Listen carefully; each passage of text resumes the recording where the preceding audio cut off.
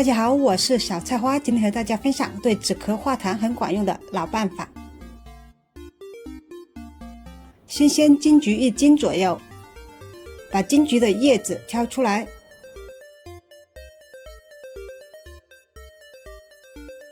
金桔上的蒂先不要去掉，避免二次污染。接着在金桔里放入2勺盐，可杀菌。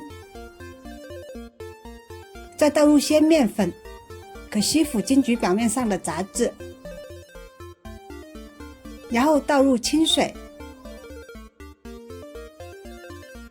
把水里的盐和面粉搅拌融化。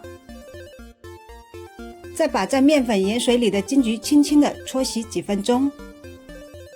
洗后的面粉盐水明显的变得脏黑。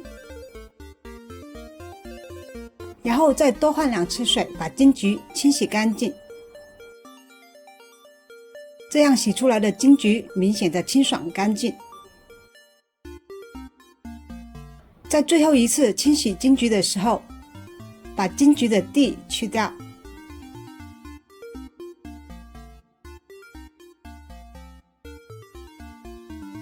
金桔洗干净后沥干水，拿来一根牙签，用牙签在金桔上擦几下，每擦一下都要穿过整个金桔。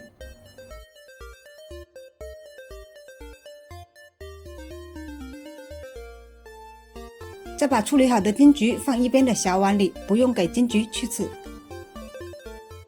处理好金桔，在锅中倒入一些冰糖，冰糖不用太多。今天做的是直接吃的，如果冲水吃，冰糖要多加2-3倍。把金桔也倒入锅中，再倒入些清水，清水平金桔就可以了。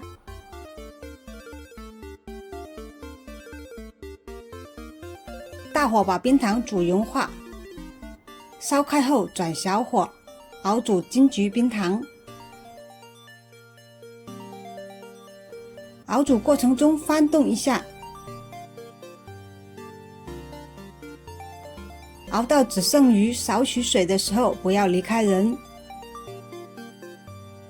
开盖，用稍微大点的火继续熬。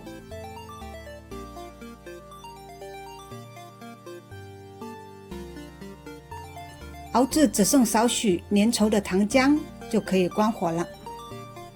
咳嗽期间1天少量多次食用，每次几个，要连糖浆一起吃。酸甜好吃，对止咳化痰还管用。